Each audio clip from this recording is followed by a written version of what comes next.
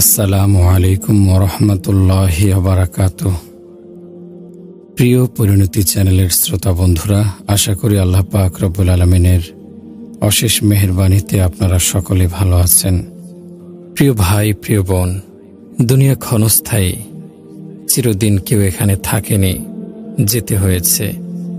এই সুরম্য অট্টালিকা, এই সম্পদের পাহাড়, এই স্বজন সব ছেড়ে যেতে হবে। পথ একটাই, মৃত্যু। তাই মিছে ধোকায় পড়ে, আশার জালে পড়ে মৃত্যুকে ভুলে যেও না। দুনিয়ার প্রতি আকৃষ্ট হয়ে ধোকা খেও না, কারণ দুনিয়া হচ্ছে গাদ্দার, ধোকাবাজ। দুনিয়ার নানা রঙে সেজে আমাদের ধোকা দেয়।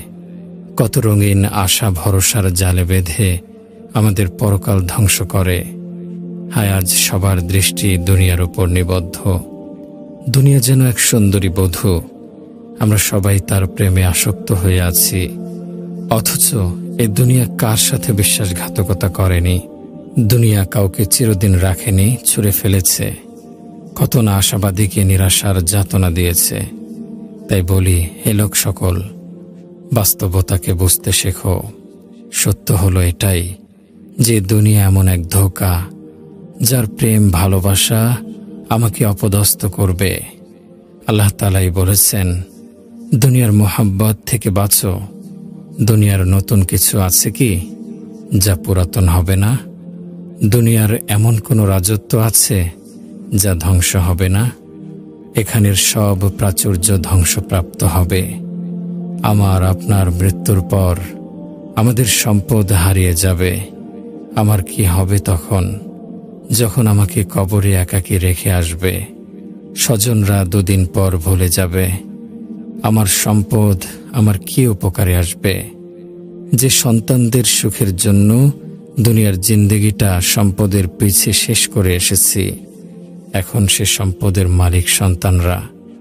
আর এই সন্তানদের জন্য যে কষ্ট করেছি, কবরে আমার সে সন্তানরাই বা কি উপকারে আসবে? সন্তানদেরকে দুনিয়ার সম্পদ দ্বারা ভরে দিয়েছি, কিন্তু ঈমান তো শেখায়নি।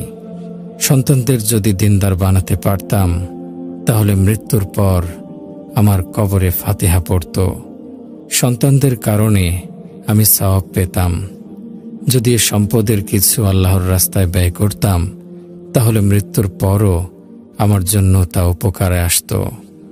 আফসোস আমাদের, আমরা দুনিয়ার পিছে এমনভাবে ঝুঁকে গেছি যে পাপের বোঝা শুধু বৃদ্ধি করেছি, নেকের ভাণ্ডার একদম শূন্য। আর এই অবস্থায় চলেছি পরকালের আসামি হয়ে। সে বিচারের দিনে আমার পাপের একটি কণাও কেউ নেবে না, আর নেকের একটি কণাও কেউ কাউকে দেবে না। বড় কঠিন সেদিন, শেষ বিচারের দিন। মহান আল্লাহ রব্বুল আলামিন বিচারক। আমরা তার অকৃতজ্ঞ বান্দা পাপের পাহাড় নিয়ে আল্লাহ তাআলার সামনে দাঁড়াবো। নেকের খাতা শূন্য। পিতা তার সন্তানকে খুঁজবে একটি নেকির জন্য, সন্তান পিতাকে খুঁজবে একটি নেকির জন্য। একটি নেকের সেদিন অনেক মূল্য থাকবে। পিতা দেখবে সন্তান দাঁড়িয়ে আছে, স্ত্রী দাঁড়িয়ে আছে, ভাই স্বজন, কত চেনা মুখ। সেদিন কেউ কারো কাজে আসবে না। সবাই সেদিন নিজেকে নিয়ে ব্যস্ত থাকবে। সবাই মহাপরাক্রমশালী আল্লাহ তাআলার সামনে ভয়ে কাঁপবে। নিজেদের মূর্খতার কথা ভেবে যখন দেখবে যে সম্পদ দুনিয়ায় আমার জন্য আশীর্বাদ ছিল, তা এখন বিপদের কারণ। হায় সম্পদ, যে সম্পদের যাকাত ওয়াজিব হওয়ার পরও তা দেয়নি, সম্পদ কমে যাবে বলে। প্রতিবেশী গরিব ছিল, না খেয়ে তারা কষ্ট করত, আমার থাকা সত্ত্বেও তাদের সাহায্য করিনি। সেদিনে সব কিছুই মনে হবে। আল্লাহ পাক স্মরণ করিয়ে দেবেন, অস্বীকার করার উপায় নেই। আমার আমলনামা লেখা হচ্ছে, সেদিন তা আমার সামনে পেশ করা হবে। আমি কি জবাব দেব? জবাব আমার দিতেই হবে। জবান যদিও বন্ধ রাখি, কুদরতিভাবে হাত সাক্ষ্য দেবে, চোখ সাক্ষ্য দেবে, নাক সাক্ষ্য দেবে, কান সাক্ষ্য দেবে, প্রতিটি অঙ্গ প্রত্যঙ্গ সাক্ষ্য দেবে। প্রিয় ভাই, প্রিয় বোন, সেদিন শেষ বিচারের দিবসে আমার অবস্থা কি হবে? আসুন না, সে কঠিন বিপদের দিনের কথা ভেবে আমরা নিজেকে সংশোধন করি। আমার ঈমান আমলকে সুন্দর করি, অতীতের গুনাহ থেকে তওবা করি, আল্লাহ তাআলার প্রিয় বান্দা হয়ে যাই। আল্লাহ আমাদের কবুল করুন, আমিন। প্রিয় ভাই, প্রিয় বোন, আল্লাহ আমাদের প্রতি রহম করুন। আল্লাহ যেন আমাদেরকে গাফলতি থেকে জেগে ওঠার তৌফিক দান করেন। সেদিনের পূর্বেই যেন আমাদের ঘুম ভাঙে, যেদিন আমার কোনো শুভাকাঙ্ক্ষী আমার ব্যাপারে বলবে, ভাইরা, ওই লোকটি মৃত্যুশয্যায়, তার জন্য দোয়া করুন। মৃত্যুশয্যায় শায়িত ব্যক্তির কি সাধ্য আছে মালাকুল মউতের হাত থেকে বেঁচে আসে? মৃত্যুর কি কোনো দাওয়াই আছে? আজ পর্যন্ত কোনো ডাক্তার কবিরাজ কি পেরেছে মৃত্যুর থাবা থেকে কাউকে ফিরিয়ে আনতে? পারেনি। আমার আপনার নিঃশ্বাস জারি আছে, দেহ মন সুস্থ আছে, তখন আমাদের কত বাহাদুরি। কিন্তু হঠাৎ একদিন এমন অবস্থা হবে যে আমার জবান বন্ধ হয়ে গেছে, আমার হাত পা অসাড় হয়ে গেছে, আপনজন পাশে বসে আছে, কিন্তু হায় কথা বলার শক্তি নেই। স্ত্রী সন্তানরা পাশেই বসে আছে, কাঁদছে, কিন্তু আমার সাধ্য নেই তাদের জড়িয়ে ধরে সান্ত্বনা দেই। মুহূর্তের মধ্যে আমার সব বাহাদুরি শেষ। যখন আমাদের এই অবস্থা আসবে, আমার কপালে মৃত্যুর ভয়ে ঘাম জমে যাবে, বুকের ভেতর থেকে গড়গড় শব্দ আসতে থাকবে, চোখের দৃষ্টি কমে যাবে, স্মৃতিশক্তি একদম কমে যাবে, স্বজনরা কাঁদবে, আত্মীয় স্বজনের ভিড় লেগে যাবে, কাফনের কাপড়ও এসে যাবে। এরপর আমাদের ঠিকানা কবরে আমাকে রেখে আসবে। একা সে ঘরে আমি থাকব, আর থাকবে আমার কৃত আমল। হায় আমার বন্ধুরা, আমরা কি একবার ভাবি যে দিন আমার জন্ম হয়েছিল সেদিন নিষ্পাপ হয়ে দুনিয়াতে আগমন করেছিলাম, আর আজ যখন এ কয়েক বছরের জীবনের সমাপ্তি টেনে চলে যাচ্ছি, তখন আমি আমার সর্বাঙ্গ পাপে জর্জরিত করে নিয়ে যাচ্ছি। রুহের জগতে শপথ করেছিলাম মহান রব্বুল আলামিনের অনুগত হয়ে থাকব, কিন্তু এখন দুনিয়া থেকে যাচ্ছি আল্লাহ তাআলার অবাধ্য হয়ে। আমাকে পাঠানো হয়েছিল একমাত্র আল্লাহ তাআলার গোলামি করতে, এখন আমি কবরে যাচ্ছি শয়তানের গোলাম হয়ে। বন্ধুরা, আমরা তো শয়তানের ধোঁকায় পড়ে আজ আল্লাহ তাআলাকে ভুলে গেছি। দুনিয়া কামাই করতে করতে আল্লাহ তাআলার পথ থেকে দূরে সরে যাচ্ছি, অথচ এই দুনিয়া একটি ধোঁকা। হযরত হাসান বসরি রহমতুল্লাহি আলাইহি হযরত ওমর বিন আব্দুল আজিজ রহমতুল্লাহি আলাইহিকে পত্র লিখেছিলেন, দুনিয়া ক্ষণস্থায়ী, ক্ষণস্থায়ী ঘর ছেড়ে চলে যেতে হবে। কেউ এ ঘরে চিরদিন থাকতে পারেনি, আমরাও পারব না। হে আমিরুল মুমিনিন, দুনিয়াকে ভয় করুন, দুনিয়া থেকে দূরে থাকুন। দুনিয়াকে যে বর্জন করতে পারল তার জন্য দুনিয়া কল্যাণকর। দুনিয়ার এই সম্পদের কি দাম আছে? এ সম্পদ তো আমার পরকালের অভাব দূর করতে পারবে না। পরকালের অভাবকে দূর করতে পারে একমাত্র নেক আমল। এ দুনিয়ার জন্য প্রতি মুহূর্তে কত যে আদম সন্তান জীবন বাজি রাখছে। যে দুনিয়াকে ইজ্জত দেবে, দুনিয়া তাকে অপমান করবে। যে দুনিয়া জমা করবে, দুনিয়া তাকে অভাবে ফেলবে। দুনিয়া হচ্ছে সর্বনাশা বিষ। যারা তার পরিচয় জানে না, তারা এ বিষ খেয়ে নিজেদের সর্বনাশ করছে। অতএব দুনিয়াতে এভাবে থাকো যেভাবে কেউ তার জখমে ওষুধ ব্যবহার করে, রোগ বেড়ে যাবার ভয়ে তিতা ওষুধ ব্যবহার করে বাধ্য হয়ে। গাদ্দার ও ধোঁকাবাজ এ জগৎ থেকে দূরে থাকো। অতএব হে আমিরুল মুমিনিন, এ দুনিয়া থেকে দূরে থাকুন, যত বেশি সম্ভব গোপনে ও সাবধানে থাকুন। যখনই কেউ দুনিয়ার কোনো সম্পদ পেয়ে উল্লাসিত হয়, তেমনি বিপদও তাকে কাঁদিয়ে ফেলে। দুনিয়ায় শত্রুরা যেমন বিপজ্জনক, তেমনি ভাবে হিতাকাঙ্ক্ষীরাও গাদ্দারি করে থাকে। এখানে সব কিছুর ধ্বংস অনিবার্য। এজন্যই এখানের সুখ হাজার দুঃখে ভরা থাকে, যা যায় তা ফিরে আসে না। ভবিষ্যতেও যে আসবে তার কোনো নিশ্চয়তা নেই। তাই ভবিষ্যতের আশাও ধোঁকা ছাড়া আর কিছু নয়। দুনিয়ার আনন্দ বেদনাযুক্ত, স্বচ্ছতা ও ময়লাযুক্ত। জীবন সর্বদাই আশঙ্কামুক্ত নয়। প্রকৃত বিবেক বুদ্ধি নিয়ে ভাবলে আমরা যা দেখব, দুনিয়ার সুখের যত উপকরণ আছে সবই বিপজ্জনক। আল্লাহ পাক আমাদেরকে বিপদ আপদ সম্পর্কে বিভিন্নভাবে সতর্ক করেছেন। যদি আল্লাহ পাক তা নাও করতেন, তবুও দুনিয়ার রূপ দেখে বুদ্ধিমানের বিবেক জাগ্রত হওয়া উচিত ছিল। আমাদের অলস মন মস্তিষ্ক জাগ্রত হওয়া উচিত ছিল। কিন্তু আল্লাহ তাআলার পক্ষ থেকে যখন সতর্ককারী এবং উপদেশদাতা এসেছেন তখন আমরা কিভাবে ঘুমিয়ে থাকি? এরপরও কি আমাদের ঘুমিয়ে থাকার অবকাশ আছে? ভাই ও বোন, আসুন আমরা সতর্ক হই, সংশোধিত হই। আল্লাহ আমাদের কবুল করুন, আমিন। প্রিয় ভাই ও বোনেরা, এই দুনিয়া আল্লাহ রব্বুল আলামিন অতুলনীয় করে সৃষ্টি করেছেন, কিন্তু আল্লাহ তাআলার কাছে এই দুনিয়ার কোনো মূল্য নেই। যেদিন থেকে দুনিয়া সৃষ্টি করেছেন সেদিন থেকে আল্লাহ দুনিয়ার দিকে চোখ তুলে তাকাননি। আল্লাহ পাক রব্বুল আলামিন দুনিয়ার সকল সম্পদ ভাণ্ডার চাবিসহ তার প্রিয় হাবিব সাল্লাল্লাহু আলাইহি ওয়াসাল্লামের সামনে পেশ করেছিলেন। প্রিয় নবী সাল্লাল্লাহু আলাইহি ওয়াসাল্লাম যদি তা গ্রহণ করতেন তাহলে আল্লাহ তাআলার অনন্ত ভাণ্ডারের এক বিন্দু পরিমাণও কমতি আসত না। কিন্তু প্রিয় নবী সাল্লাল্লাহু আলাইহি ওয়াসাল্লাম তা গ্রহণ করেননি। তিনি ভেবেছেন দুনিয়াকে গ্রহণ করলে আল্লাহ তাআলার হুকুমের খেলাফ হবে। আল্লাহ তাআলার কাছে যা ঘৃণ্য তাকে ভালোবাসা যাবে না। মহান মালিক যে দুনিয়া সৃষ্টি করে তার দিকে একবারও নজর দেননি, দূরে নিক্ষেপ করেছেন, সে বস্তুকে তুলে নেওয়া উচিত হবে না। এ দুনিয়া পরীক্ষার স্থান। দুনিয়ার সবই আমাদের জন্য পরীক্ষা স্বরূপ। এজন্যই আল্লাহ তাআলা তার প্রিয় বান্দাদেরকে পরীক্ষার উদ্দেশ্যে দুনিয়া দান করেননি। আর অকৃতজ্ঞদের জন্য দুনিয়ার সম্পদ ঢেলে দিয়েছেন, তাদেরকে ধোঁকাগ্রস্ত করার জন্য। তাই তো ধোঁকাগ্রস্তরা এ দুনিয়ার শক্তি ও প্রাচুর্যের বলে নিজেদেরকে অন্যদের উপর মর্যাদাবান মনে করে। তারা ভুলে যায় জগতের শ্রেষ্ঠ মর্যাদাবান প্রিয় রাসূল সাল্লাল্লাহু আলাইহি ওয়াসাল্লাম ছিলেন। তিনি দুনিয়ার সম্পদ গ্রহণ করেননি। তিনি ক্ষুধার যাতনায় পেটে পাথর বেঁধেছিলেন। ক্ষুধা ছিল তার নিত্যদিনের সঙ্গী।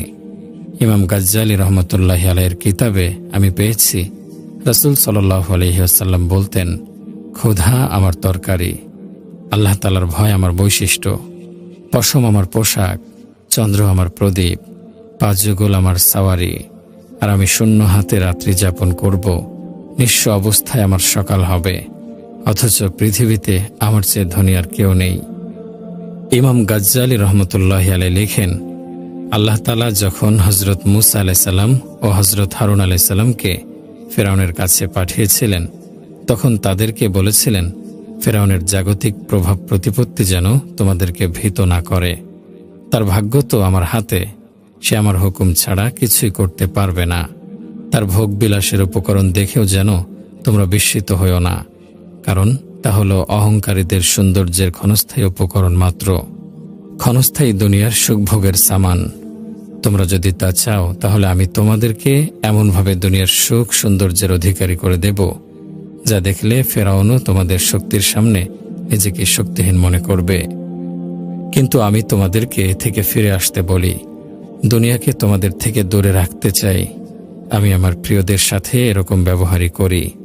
আমি তাদেরকে দুনিয়ার সুখের উপকরণাদি থেকে দূরে সরিয়ে রাখি, যেভাবে কোনো রাখাল তার বকরি পালকে বিপজ্জনক চারণভূমি থেকে দূরে রাখে। আমার অলিদের সে প্রভাব জাঁকজমক হতে দূরে রাখি, তা তাদের জন্য কল্যাণকর, যাতে তারা তাদের জন্য আমার পক্ষ হতে নির্ধারিত নিয়ামতসমূহের পূর্ণাঙ্গ অধিকারী হতে পারে। কারণ তারা আমার ভয়ে, আমাকে ভালোবেসে নিজেদেরকে দারিদ্রতা, ভয়, বিনয় ও তাকওয়ার দ্বারা সজ্জিত করে। মূলত এ তাদের পোশাক, এ তাদের সৌন্দর্যের চাদর, তাদের জন্য নাজাতের ওসিলা। এক বুজুর্গ বলেন, আউলিয়া কেরাম, ওলামায়ে হক্কানি ও আল্লাহ তাআলার পথের মুসাফিরগণ যখন জানতে পারেন যে মহান রব্বুল আলামিন দুনিয়াকে ঘৃণা করেন, রাসূল সাল্লাল্লাহু আলাইহি ওয়াসাল্লামও দুনিয়াকে প্রত্যাখ্যান করেছিলেন এবং সাহাবায়ে কেরামগণকেও দুনিয়ার ফিতনা সম্পর্কে সাবধান করেছিলেন, তারা প্রয়োজন বশত কিছু খেয়েছেন আর পরকালের জন্য প্রেরণ করেছিলেন প্রচুর পরিমাণে নেক আমল। সাহাবায়ে কেরামগণ দুনিয়াতে ততটুকুই গ্রহণ করেছিলেন যতটুকু না হলে চলে না। আবার এমন সম্পদের দিকেও হাত বাড়াননি যা আল্লাহ থেকে গাফেল করে দেয়। মোটামুটি ইজ্জত আবরু রক্ষা হয় এমন পোশাকেই তাদের লক্ষ্য ছিল। ক্ষুধা নিবারণ হয়ে যায় এতটুকুই ছিল তাদের খাদ্য। এ দুনিয়া যে ধ্বংসশীল তা তাদের খেয়াল ছিল। পরকালের জীবন যে চিরস্থায়ী তা মনে রেখেই সাহাবায়ে কেরামগণ পরকালকে প্রাধান্য দিয়েছেন। দুনিয়াতে মুসাফিরের মতো জীবন কাটিয়েছেন, আখেরাতের পাথে সংগ্রহ করেছেন, দুনিয়াকে বর্জন করে আখেরাতকে আবাদ করেছেন। এরপর মাওলানা তারিক জামিল সাহেব বলেন, হে দুনিয়ার পথ ভোলা মুসলমান, কি করছো, কোথায় যাচ্ছ? পথ তো একটাই, আখিরাত। তুমি আখিরাতকে ভুলে গেলে কি হবে? তোমার নিশ্চিত গন্তব্য তো তাই। আমি আল্লাহ তাআলার ওয়াস্তে তোমাদের বলছি, অন্তরকে পাথর করে রেখো না, অন্তর থেকে পাথর সরাও। অন্তরের চোখ দিয়ে সেদিনের অবস্থা দেখো, উপলব্ধি করো। হৃদয়ে এ কথাটি বসিয়ে নাও যে খুব শীঘ্রই আখিরাতের পথে হাঁটতে হবে। যে কোনো দিন, যে কোনো সময়, যে কোনো মুহূর্তে। কোরআনে কারিমে ইরশাদ হচ্ছে, ওয়াসারিউ ইলা মাগফিরাতিম মির রাব্বিকুম ওয়া জান্নাতিন আরদুহাস সামাওয়াতু ওয়াল আরদু উইদ্দাত লিল মুত্তাকিন। তোমরা ধাবমান হও আপন প্রতিপালকের ক্ষমার দিকে এবং সে জান্নাতের দিকে যার বিস্তৃতি আসমান ও জমিনের সমান, যাকে প্রস্তুত করা হয়েছে মুত্তাকিদের জন্য। প্রিয় ভাই ও বোনেরা, মৃত্যু এমন এক অটল বাস্তবতা যা দুনিয়ার সব নেশা, সুখ, দুঃখ, ভোগ বিলাসকে থামিয়ে দেয়। প্রচণ্ড ক্ষুধার সময় খানা নিয়ে বসল, খানা মুখে দেওয়ার সময় পায় না, মৃত্যুর শিকার হয়। কোনো নিশ্চয়তা নেই ঘন্টা, মিনিট, সেকেন্ড। এরপরও কি আমরা হুঁশে আসছি? বলুন তো, আর কত সম্পদ উপার্জন করবেন? আকাশ ছুঁই ছুঁই ইট সুরকিরে দালান, যার নিচে দাঁড়িয়ে উপরের দিকে তাকালে মাথা ঘুরে যায়। এরপরও আপনার নেশা কাটেনি, আরো সম্পদের পিছে ছুটছেন। আপনার আকাশ ছুঁই দালান ক্রমে উপরে উঠছে, আর আপনি এক পা করে অগ্রসর হচ্ছেন কবরের দিকে। একদিন সব ছেড়ে চলে যেতে হবে কবরে। এ সম্পদ যার জন্য এত কষ্ট, এত পেরেশানি, তা তো পড়ে থাকবে দুনিয়ায়। দুনিয়ার সম্পদ নিয়ে তো কবরে যাওয়া যাবে না, আর সম্পদ দিয়ে কবর ভরে দিলেও তো কোনো লাভ নেই। অথচ এ সম্পদের পিছে পড়ে ভুলেছেন আল্লাহ তাআলাকে। এ সম্পদের মোহ আপনাকে আল্লাহ বিমুখ করে দিয়েছে। আফসোস আমাদের, কি বোকামি না আমরা করি। এত শ্রম, সাধনা আর সময় খরচ করে যে সম্পদ আমরা কামাই করি, তার সমান নেকিও যদি আমরা কামাই করতাম, তাহলেও তো একটা কথা ছিল। আখিরাতের ভাবনা তো করা প্রয়োজন। এ খেল তামাশার জীবনে আখিরাতের কথা আমরা তো ভুলে গেছি। আমাদের তো ভাবা উচিত যে আমরা কি করছি। আরে ভাই, নিজেকে সুন্দরভাবে সজ্জিত করার জন্য দামি পোশাক ক্রয় করছি। আমি তো ভাবি না আমার কাফনের কাপড়ও তৈরি হয়ে আছে। একদিকে মজাদার খাবার খেয়ে খেয়ে মজে আছেন, আর অন্যদিকে কবরে পোকা আপনাকে খাওয়ার জন্য অপেক্ষায় আছে। আমরা যদি ভাবতাম যে আমার যে স্বজনটি মারা গেল, যে প্রতিবেশী লাশ হয়ে খাটিয়ায় শুয়ে আছে, কেন? অথচ লোকটি কালকেও সুস্থ ছিল, বাজারে গেল, অফিস করল, আজ তাকে সুন্দর ঘরটি থেকে সাদা কাপড়ে মুড়িয়ে কবরে রেখে আসছে। এরপর মাটির চাদর পরে চিরদিনের জন্য গোপন হয়ে যায়। নিজের অস্তিত্ব এমনভাবে মুছে যায় যে একসময় কেউই তা মনেই রাখে না। একসময় আপনাকে ভুলে যাবে সন্তান, আপনার কবরের চিহ্নও থাকবে না। পাকিস্তানের বড় বড় কবরস্থানে গিয়ে দেখুন, এমন শত শত কবর পড়ে আছে যেগুলোর বয়স কয়েক শতাব্দী, কিন্তু সেসব কবরে একদিন ফাতিহা পড়ারও লোক নেই। কবরওয়ালার স্বজন হয়তো বংশানুক্রমে আছে, কিন্তু মৃত ব্যক্তির জন্য একটু সময় তাদের হাতে কোথায়? এই তো বাস্তবতা। ভুলে যাওয়াই এ জগতের স্বাভাবিকতা। এ বাস্তবতায় স্বাভাবিকতাটাই আমরা মাথায় প্রবেশ করাই না। আমার সামনে মানুষটা মরে গেলে লাশ কাঁধে নিয়ে কবরস্থানে গেলাম, নিজের হাতে কবরে শুয়ে রেখে আসলাম। এরপর বাড়ি এসে গোসল করে যখন অন্য কাপড় পরলাম, তখনই আমার মন থেকে সব মুছে গেল। আবার গা ভাসিয়ে দিলাম দুনিয়াদারিতে। অথচ একটি মৃত্যু শত শত মানুষের নসিহতের জন্য যথেষ্ট ছিল, যদি গ্রহণ করত। আমাকে একজন জিজ্ঞেস করল, মাওলানা, তোমার চাচাকে দাফন করে আসলে তিনি তোমাকে কিছু বলে যায়নি? মুরব্বী মানুষের প্রশ্ন, কথাটা আমার কাছে তাৎপর্যপূর্ণ মনে হলো। একটু সময় নিয়ে প্রশ্নটার মর্ম অনুভব করলাম।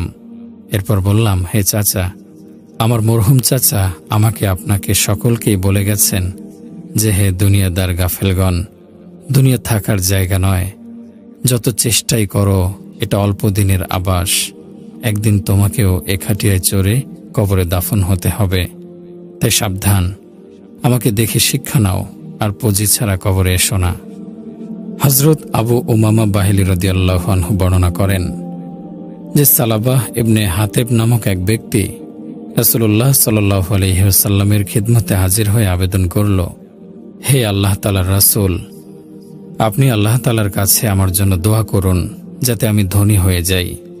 রাসূলুল্লাহ সাল্লাল্লাহু আলাইহি ওয়াসাল্লাম সালাবারের কথা শুনে বলেন, তাহলে কি তোমার কাছে আমার তরিকা পছন্দ নয়? তুমি কি আল্লাহ তাআলার নবীর আদর্শের উপর থাকতে আগ্রহী নও?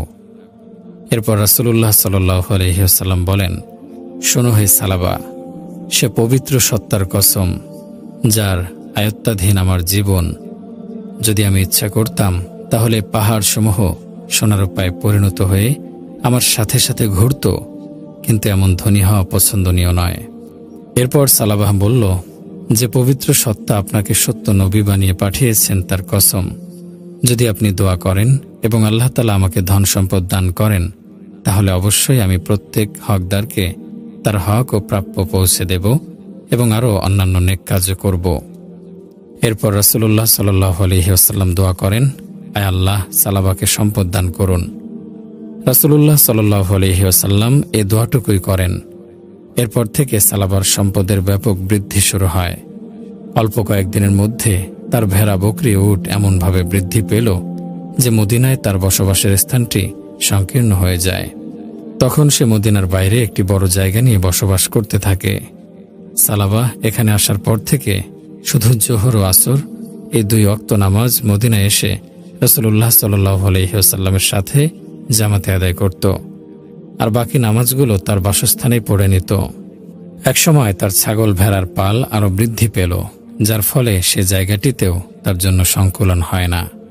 তাই সে মদিনা শহর থেকে আরও দূরে গিয়ে বিশাল এক জায়গা নিয়ে বসবাস শুরু করে। সেখান থেকে শুধু জুমার নামাজ পড়তে মদিনায় আসত, আর বাকি 5 ওয়াক্ত নামাজ সেখানেই পড়ত। এরপর তার সম্পদ ক্রীড়ার মতো বৃদ্ধি পেতে থাকে। এখন তাকে সে জায়গাও ছাড়তে হলো। এখন সে মদিনার বাইরে চলে যায়। সেখানকার দূরত্ব তাকে জুমার নামাজ মদিনায় পড়া থেকেও বঞ্চিত করে। জুমার দিন মদিনা থেকে জুমা পড়ে প্রত্যাবর্তনকারীদের কাছে কেবল জিজ্ঞাসাবাদ করে সেখানকার অবস্থা জেনে নিত। কিছুদিন পর রাসূলুল্লাহ সাল্লাল্লাহু আলাইহি ওয়াসাল্লাম লোকদের কাছে সালাবা সম্পর্কে জানতে চাইলে তারা বলল যে তার মালামাল এত বেশি বৃদ্ধি পেয়েছে যে শহরের কাছাকাছি কোথাও তার সংকলন হয় না। ফলে মদিনার সীমানা ছেড়ে বহু দূরে এক স্থানে বসবাস করছে। এখন আর তাকে দেখা যায় না। রাসূলুল্লাহ সাল্লাল্লাহু আলাইহি ওয়াসাল্লাম এর কথা শুনে বলেন, সালাবার প্রতি আফসোস, সালাবার প্রতি আফসোস। এর কিছুদিন পরই সদকা আদায় করা সম্পর্কে আয়াত নাজিল হয়। খুয মিন আমওয়ালিহিম সাদাকাতান তুতাহহিরুহুম ওয়া তুযাক্কিহিম বিহা ওয়া সাল্লি আলাইহিম ইন্না সলাতাকা সাকানুল লাহুম। আপনি তাদের ধন সম্পদ থেকে সদকা গ্রহণ করুন, যার দ্বারা আপনি তাদেরকে পাক পবিত্র করে দেন, এবং তাদের জন্য দোয়া করুন। নিশ্চয়ই আপনার দোয়া তাদের জন্য শান্তির কারণ। আল্লাহ তাআলা মুসলমানদের জন্য সদকার যথাযথ আইন নাজিল করেন। রাসূলুল্লাহ সাল্লাল্লাহু আলাইহি ওয়াসাল্লাম 2 জন লোককে মুসলমানদের কাছে থেকে সদকা আদায় করার জন্য পাঠালেন এবং 2 জনের কাছে লিখিত ফরমান দিয়ে দেন। রাসূলুল্লাহ সাল্লাল্লাহু আলাইহি ওয়াসাল্লাম তাদের বলে দেন, তোমরা সালাবার কাছে যাও। এছাড়া বনি সুলাইম গোত্রের আরও এক লোকের কাছে যাবার হুকুম দেন। তাদের কাছ থেকে সদকা উসুল করার আদেশ দেন। তারা উভয়ে যখন সালাবার কাছে গিয়ে পৌঁছল এবং রাসূল সাল্লাল্লাহু আলাইহি ওয়াসাল্লামের লিখিত ফরমান দেখালো, সালাবা তখন বলতে থাকে, এ তো জিজিয়া কর হয়ে গেল, এ তো জিজিয়া কর হয়ে গেল, এ তো জিজিয়ার মতোই আরেকটা। এরপর সালাবা বলে, এখন আপনারা যান, ফেরার পথে এদিকে হয়ে যাবেন। এরপর লোক দুটি সুলাইম গোত্রের লোকটির কাছে গেল। লোকটি তাদের কথাও রাসূল সাল্লাল্লাহু আলাইহি ওয়াসাল্লামের ফরমান দেখে নিজের পালিত পশুসমূহের মধ্যে যেগুলো সবচেয়ে উৎকৃষ্ট ছিল তা থেকে সদকার নেসাব অনুযায়ী তাদের কাছে দেন। রাসূল সাল্লাল্লাহু আলাইহি ওয়াসাল্লামের প্রেরণ করা লোক 2 জন পশুগুলো দেখে বলে, আপনার উপর এত সুন্দর উৎকৃষ্ট পশু সদকা করা ওয়াজিব নয়, এবং আমরাও আপনার কাছ থেকে এগুলো নিতে পারি না। সুলাইম গোত্রের লোকটি বিনয়ের সাথে বলে, এগুলো আমি খুশি হয়ে দিয়েছি। এরপর 2 উসুলকারী অন্যান্য মুসলমানদের কাছে থেকে সদকা উসুল করে সালাবার কাছে আসলো। এবং তার কাছে পুনরায় সদকার কথা বলে, তখন সালাবা বলে, দাও দেখি, সদকার আইনগুলো একটু পড়ে দেখি কি লেখা আছে। তা দেখে সে পূর্বের মতোই বলতে থাকে, এটা তো একরকম জিজিয়া করি। যা হোক, আপনারা এখন চলে যান, আমি চিন্তা ভাবনা করে দেখি। লোক দুটি রাসূল সাল্লাল্লাহু আলাইহি ওয়াসাল্লামের খিদমতে হাজির হলো। রাসূল সাল্লাল্লাহু আলাইহি ওয়াসাল্লাম তাদের কুশল জিজ্ঞেস না করেই বলতে লাগলেন, ইয়া ওয়াইহা সালাবা, সালাবার প্রতি আফসোস। এভাবে 3 বার বলেন। এরপর সুলাইমের প্রতি সন্তুষ্ট হয়ে তার জন্য দোয়া করেন। এরপর তারা দুজন সালাবা ও সুলাইমের সাথে যা হয়েছে তা বলল। তখনই সালাবা সম্পর্কে এ আয়াত নাজিল হয়, ওমিনহুম মান আহাদাল্লাহা লাইন আতানা মিন ফাদলিহি লানাসসাদ্দাকান্না ওয়া লানাকুনান্না মিনাস সালিহিন ফালাম্মা আতাহুম মিন ফাদলিহি বাখিলু বিহি ওয়া তাওয়াল্লাউ ওয়া হুম মুরিদুন ফাআকাবাহুম নিফাকান ফি কুলুবিহিম ইলা ইয়াউমি ইয়ালকাউনাহু বিমা আখলাফুল্লাহা মা ওয়াআদুহু ওয়া বিমা কানু ইয়াকযিবুন। অর্থাৎ তাদের মধ্যে কোনো কোনো লোক এমন আছে যারা আল্লাহ তাআলার সাথে ওয়াদা করেছিল যে আল্লাহ যদি তাদের ধন সম্পদ দান করেন তাহলে তারা দান খয়রাত করবে এবং উম্মতের সৎকর্মশীলদের অন্তর্ভুক্ত হবে। এরপর আল্লাহ তাদেরকে সে অনুগ্রহে সম্পদ দান করেন, তখন কার্পণ্য করতে থাকে এবং আল্লাহ ও রাসূলের আনুগত্য বিমুখ হয়ে গেল।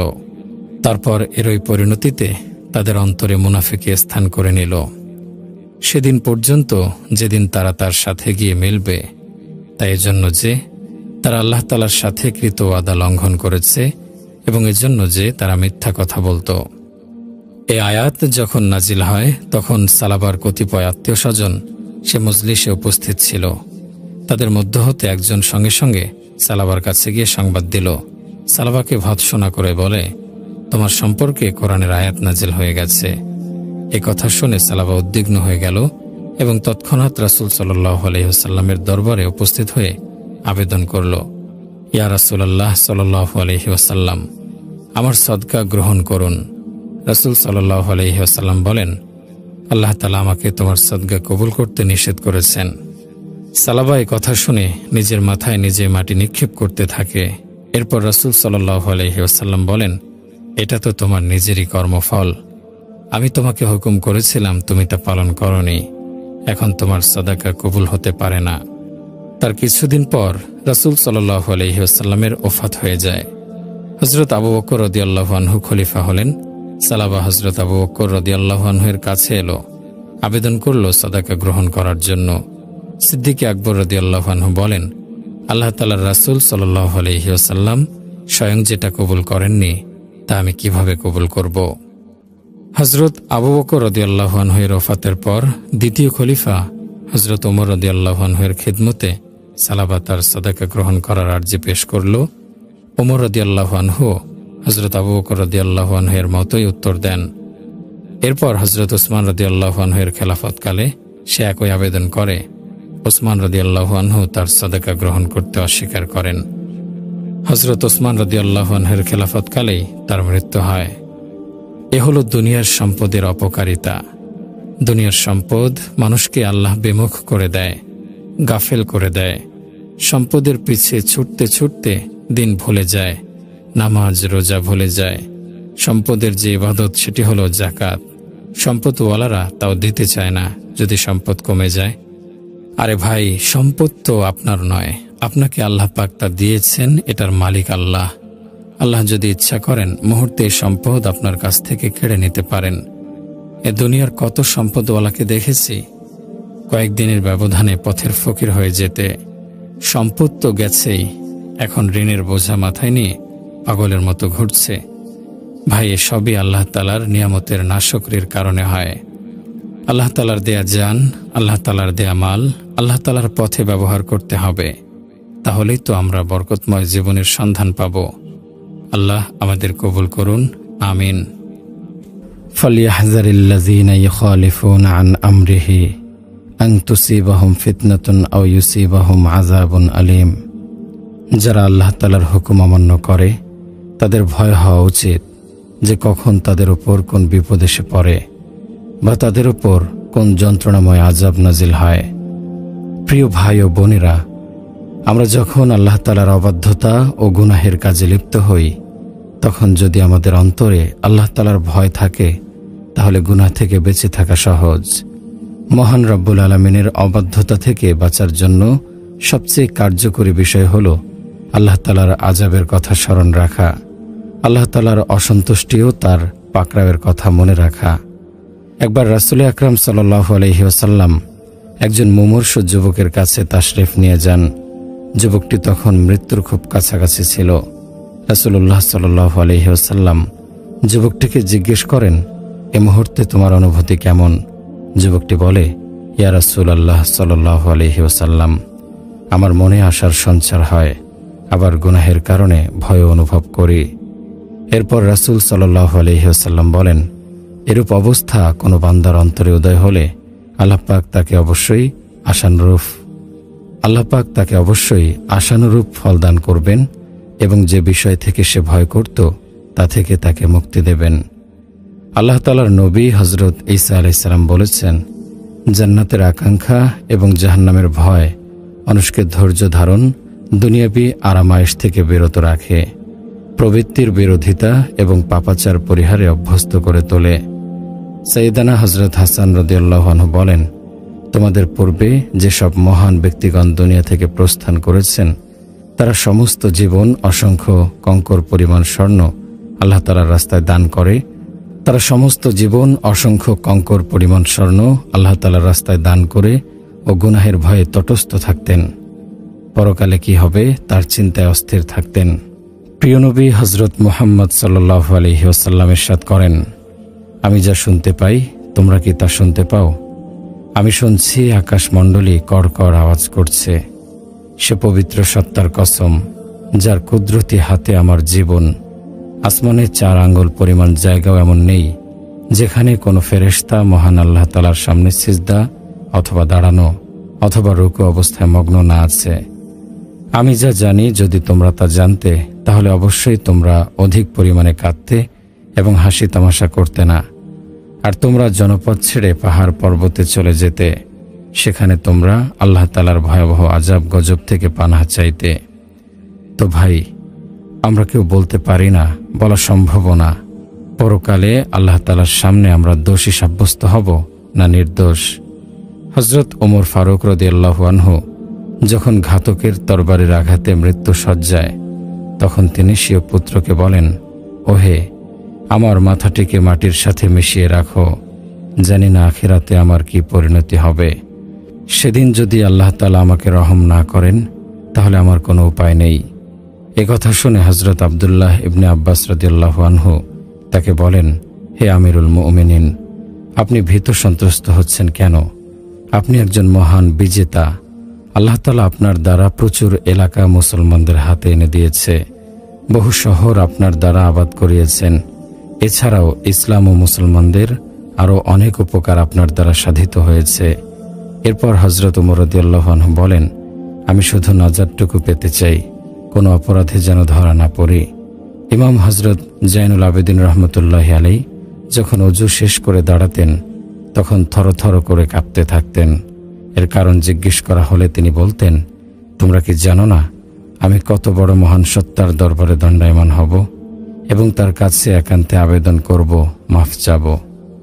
প্রিয় ভাই ও বোনেরা, এ ছিল আল্লাহ তাআলার প্রিয় বান্দাদের অবস্থা। তাদের তুলনায় আমরা কিছুই না। এরপরও আমাদের অন্তরে ভয়ের লেশ মাত্র নেই। হাসি তামাশায় কাটিয়ে দেয়া এ জীবনে আমরা একবারও স্মরণ করি না মৃত্যুকে। সেখানে আমার কোনো ইচ্ছা শক্তি কাজে আসবে না। মৃত্যুর কাছে অসহায়ভাবে আত্মসমর্পণ করা আমাদের জন্য নির্ধারিত।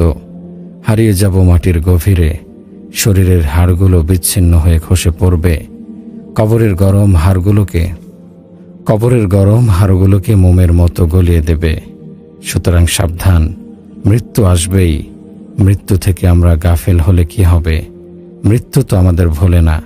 তাই আসুন, আমাদের প্রতি সবচেয়ে বেশি অনুগ্রহশীল যিনি, সে মহান আল্লাহ তাআলার পথে চলি। আজ আমরা শয়তানের গোলাম হয়ে তার পথে ছুটছি, অথচ সে পথ জাহান্নামে নিয়ে যাচ্ছে। আমরা আমাদের পরকালকে রক্ষা করি। আল্লাহ আমাদের রক্ষা করুন, আমিন। একটি ঘটনাটি বালাকোট অঞ্চলের। শহরের কিছু বাসিন্দা রমজান মাসে অভিজাত একটি হোটেলে নাচ গানের আয়োজন করল। দেশ বিখ্যাত নর্তকী আনা হলো, নামকরা শিল্পী আনা হলো। পবিত্র রমজান মাস, মদ আর উলঙ্গ নৃত্যের মজলিস তখন পুরা গরম।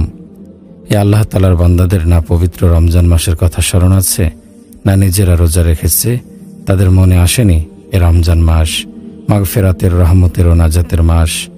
এ মাসে মহান আল্লাহ রব্বুল আলামিন বান্দার জন্য রহমতের দরজা খুলে দেন, মাগফিরাতের দরজা খুলে দেন, জাহান্নামের আযাব থেকে মুক্তি দেন।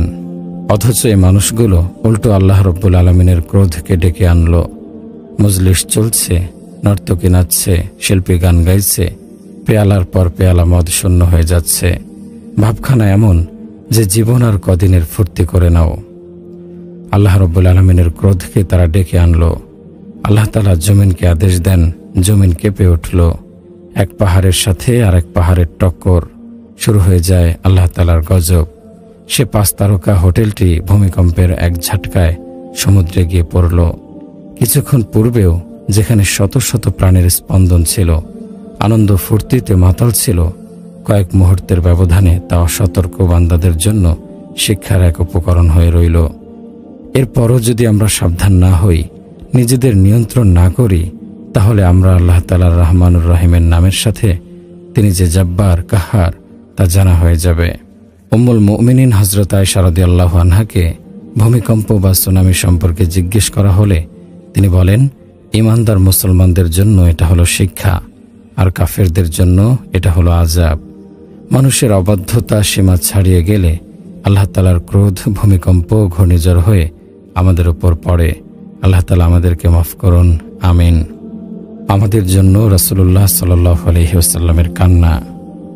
মহান রব্বুল আলামিন তার প্রিয় হাবিবকে আমাদের জন্য রহমত স্বরূপ প্রেরণ করেছেন। আল্লাহ তাআলা আমাদেরকে তার জীবন আদর্শ গ্রহণ করার জন্য বলেছেন। হযরত রাসূলুল্লাহ সাল্লাল্লাহু আলাইহি ওয়াসাল্লাম উম্মতের জন্য কেঁদেছেন, রক্তাক্ত হয়েছেন। এরপরও উম্মতের মুক্তির চিন্তায় পেরেশান ছিলেন। তার চাইতে দয়ালু কোনো মানুষ পৃথিবীতে আসেনি। রাসূলুল্লাহ সাল্লাল্লাহু আলাইহি ওয়াসাল্লাম এ উম্মতের প্রতিটা নারী পুরুষের জন্য কেঁদেছেন। এ উম্মতের প্রতিটা নারী ও পুরুষের মুক্তি চিন্তায় প্রিয় রাসূল সাল্লাল্লাহু আলাইহি ওয়াসাল্লাম দীর্ঘ 23 বছর কষ্ট করেছেন, কেঁদেছেন। অথচ আজ আমরা তার আদর্শকে জবাই করছি। এই পৃথিবীতে এমন একজন মা কি আছে যে সন্তানের জন্য 23 বছর বা 23 মাস কেঁদেছে? অথচ প্রিয় নবী সাল্লাল্লাহু আলাইহি ওয়াসাল্লাম তার উম্মতের মুক্তির জন্য 23 বছর কেঁদেছেন।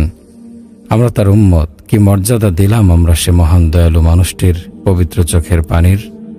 আমরা কি মর্যাদা দিলাম সে প্রিয় নবী সাল্লাল্লাহু আলাইহি ওয়াসাল্লামের পবিত্র রক্তের, যা তিনি আমাদেরকে জাহান্নাম থেকে জান্নাতের পথে ফিরিয়ে আনতে ঝরিয়েছেন? আফসোস মুসলমান, আজ আমরা কোথায় দৌড়াচ্ছি? সে দয়ার নবীর আদর্শ ছেড়ে আমরা ছুটছি অভিশপ্ত অন্য মতবাদের দিকে। এসব মতবাদ আদর্শ কি দুনিয়ায় কোনো শান্তি কায়েম করতে পেরেছে কোনো কালে? পারেনি।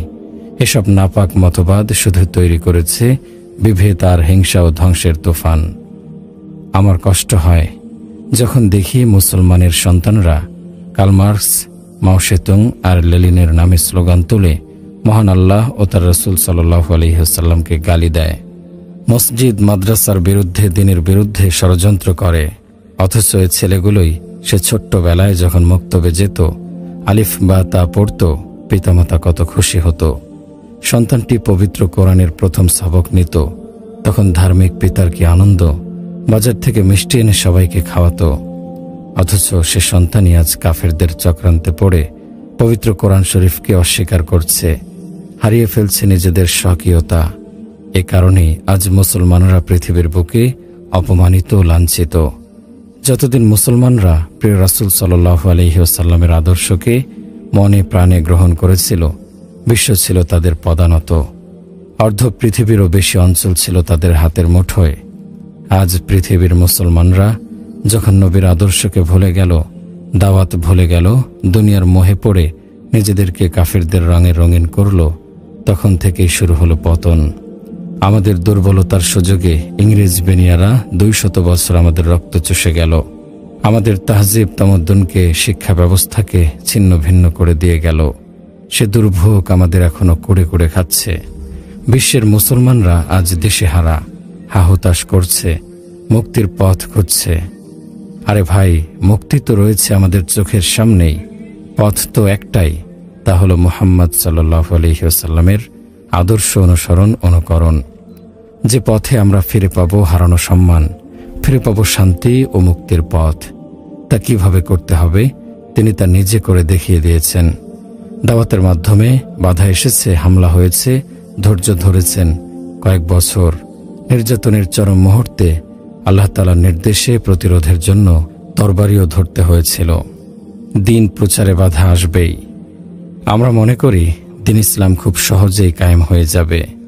ঘরে বসে থাকলাম, 5 ওয়াক্ত নামাজ পড়লাম, সংসার সামলালাম, তো আমার দায়িত্ব শেষ। না ভাই, আমার দায়িত্ব শেষ হয়নি, দায়িত্বে কিছুই পালন করিনি। দিন যদি এত সহজে হতো তাহলে রাসূলুল্লাহ সাল্লাল্লাহু আলাইহি ওয়াসাল্লাম রক্তাক্ত হতেন না, উহুদ যুদ্ধে দাঁত মোবারক শহীদ হতো না, দিন প্রচারে গিয়ে 70 জন মুবাল্লিগ সাহাবী শহীদ হতেন না। ইতিহাস সাক্ষী, রাসূলুল্লাহ সাল্লাল্লাহু আলাইহি ওয়াসাল্লামের জীবনী পড়ুন, দেখুন তিনি দিনের জন্য কত কষ্ট করেছেন। মক্কার অলিগলি ঘুরে মানুষের দুয়ারে দুয়ারে গিয়ে ইসলামের দাওয়াত দিয়েছেন। বলেছেন, তোমরা এক আল্লাহ তাআলার ইবাদত করো, আমি আল্লাহ তাআলার বার্তাবাহক, হাতে গড়ায় পাথরের মূর্তির পূজা করো না। মক্কার কাফেররা খেপে গেল। সে মহান মানুষটিকে গালমন্দ করল, পাগল বলল, জাদুকর বলল। যারা মুসলমান হয়েছিল তাদের উপর নির্যাতন চালালো, হযরত সুমাইয়াকে শহীদ করল। রাসূল সাল্লাল্লাহু আলাইহি ওয়াসাল্লাম তায়েফে যান, সেখানে কাফেররা তাকে পাথর মেরে রক্তাক্ত করল। আল্লাহ তাআলার রাসূল তাও দাওয়াতি কাজ বন্ধ করলেন না। এক সময়ে দাওয়াতের কারণে ঈমানদারের সংখ্যা বাড়তে থাকে, কাফেররাও নির্যাতনের মাত্রা বাড়িয়ে দিল। এক পর্যায়ে তারা রাসূলুল্লাহ সাল্লাল্লাহু আলাইহি ওয়াসাল্লামকে হত্যার সিদ্ধান্ত নিল। আল্লাহ তাআলার পক্ষ থেকে হুকুম হলো, হে নবী, আপনি হিজরত করুন মদিনায়। মদিনার বহু ভাগ্যবান পূর্বে ইসলামের ছায়াতলে আশ্রয় নিয়েছিলেন। আল্লাহ তাআলার রাসূল সাল্লাল্লাহু আলাইহি ওয়াসাল্লাম বন্ধু হযরত আবু বকর রাদিয়াল্লাহু আনহুকে সাথে নিয়ে মদিনায় হিজরত করেন। দিনের কাজ এগিয়ে চলল, সেখানেও বাধা এলো। মদিনার ইহুদিরা চক্রান্ত শুরু করল। মদিনার ইহুদিরা মক্কার কাফেরদের সাথে যোগাযোগ করে মুসলমানদেরকে নিশ্চিহ্ন করার সিদ্ধান্ত নিল। রাসূল সাল্লাল্লাহু আলাইহি ওয়াসাল্লাম ধৈর্য ধরে ইসলামের দাওয়াত অব্যাহত রাখেন। বাড়তে থাকল মুসলমানের সংখ্যা, কুফফার শক্তির সহ্য হল না। মক্কার কাফেররা মদিনার দিকে মার্চ করল মুসলমানদের চিরতরে খতম করার উদ্দেশ্যে। রাসূল সাল্লাল্লাহু আলাইহি ওয়াসাল্লাম খবর পেলেন, তারপরও তিনি ধৈর্য ধরলেন। এমন সময় আল্লাহ রাব্বুল আলামিন নির্দেশ দেন, হে নবী, জিহাদ করুন, প্রতিরোধ করুন। বদরের ময়দানে 313 জন সাহাবী নিয়ে আল্লাহর রাসূল সাল্লাল্লাহু আলাইহি ওয়াসাল্লাম কাফেরদের মোকাবেলায় হাজির হলেন। সে সময়ও রাসূলুল্লাহ সাল্লাল্লাহু আলাইহি ওয়াসাল্লাম মহান আল্লাহ তাআলার দরবারে সিজদায় পড়ে কেঁদেছেন, বলেছেন, আল্লাহ, তোমার দিনকে বিজয় করো। উম্মতের জন্য কেঁদেছেন, উম্মতের বিজয়ের জন্য কেঁদেছেন। কারণ সেদিন যদি মুসলমানরা পরাজিত হতো তাহলে ইসলামের জ্বলন্ত মশালকে কাফেররা নিভিয়ে দিতে চেষ্টা করত। আর এই দাওয়াতি মিশন থেমে গেলে পথহারায় উম্মতের কি উপায় হতো? হে মুসলমান, শোনো, ইতিহাস বলা আমার উদ্দেশ্য নয়।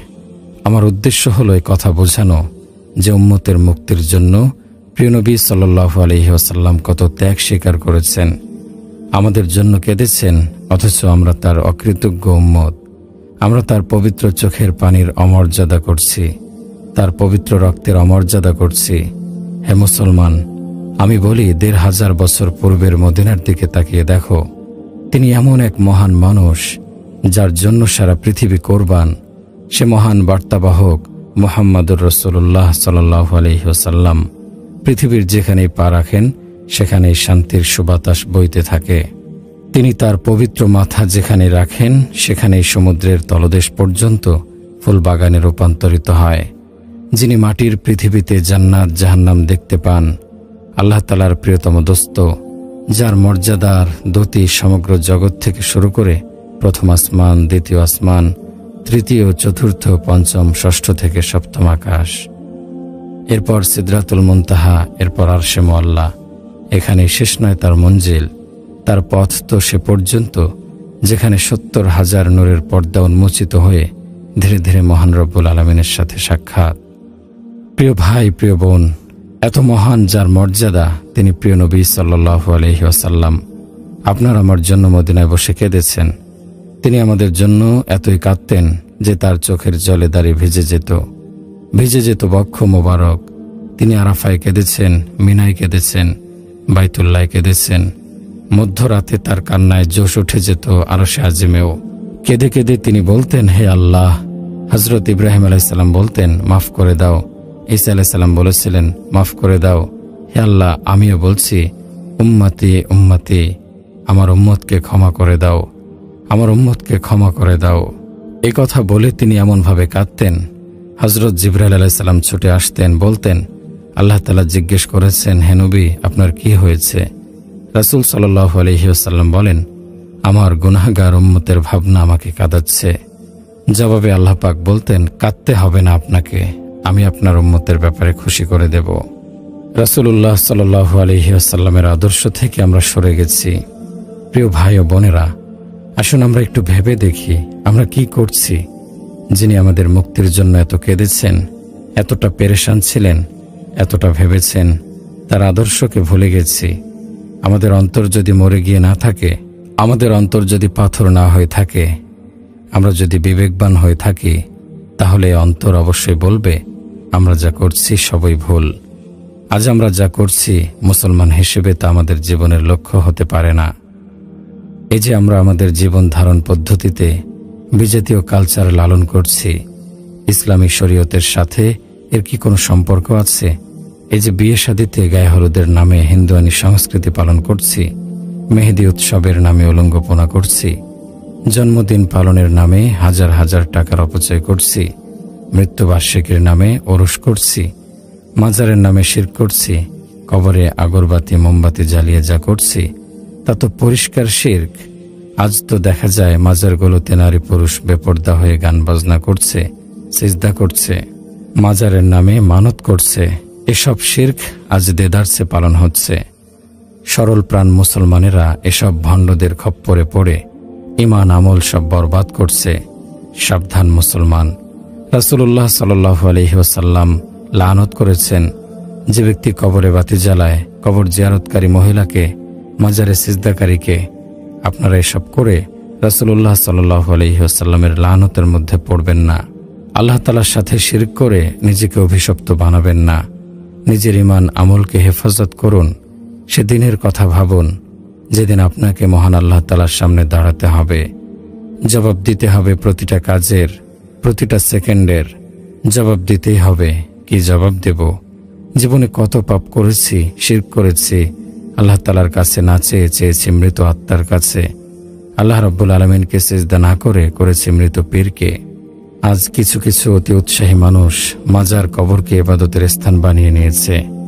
মাজারকে আলোকিত করে মোমবাতি জ্বালিয়ে, মাজারকে সুবাসিত করে আগরবাতি আর গোলাপ জল দিয়ে।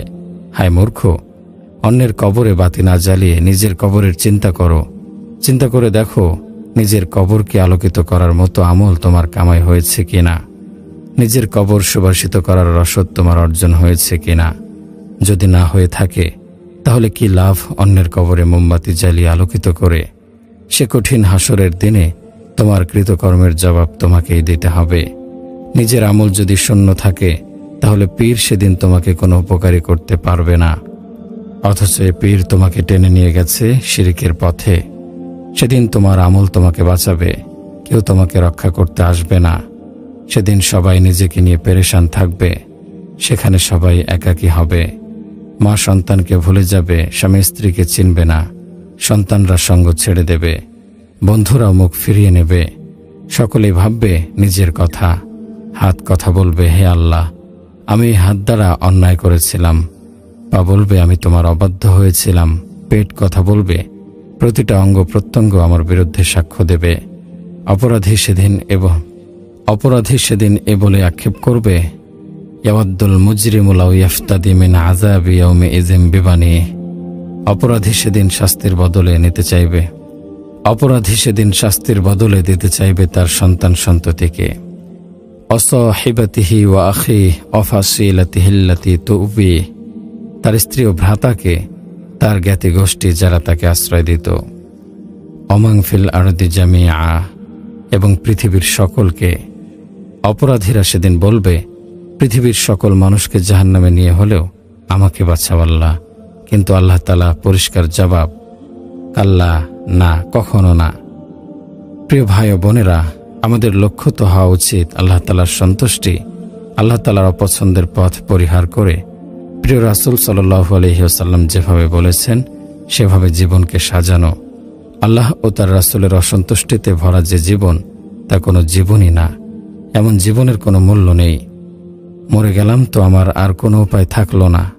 আমলবিহীন কবরে যাওয়া মানে নিজেকে জাহান্নামের ইন্ধন বানানো।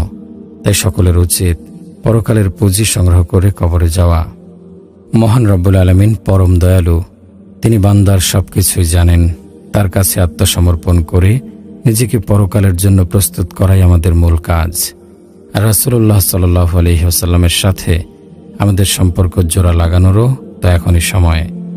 তিনি তো আমাদের জন্যই কেঁদেছেন, পেটে পাথর বেঁধেছেন, তারে যুক্ত জামা পরেছেন, এত কষ্ট করেছেন যেন আমরা জান্নাতের পথে ফিরে আসি, যেন আমরা বিপদগ্রস্ত না হই।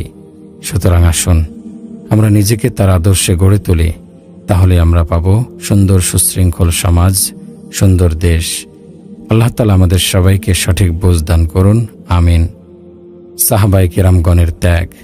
প্রিয় ভাই ও বোনেরা, সাহাবায়ে কিরাম ও তাদের স্ত্রী সন্তানগণের কথা ভেবে দেখুন। দ্বীনের জন্য তারা অতুলনীয় কোরবানি দিয়েছেন। নিজেদের জীবন, নিজেদের সম্পদ সব হারাতে হয়েছে, তবুও ঈমানের কোরবানি দেননি।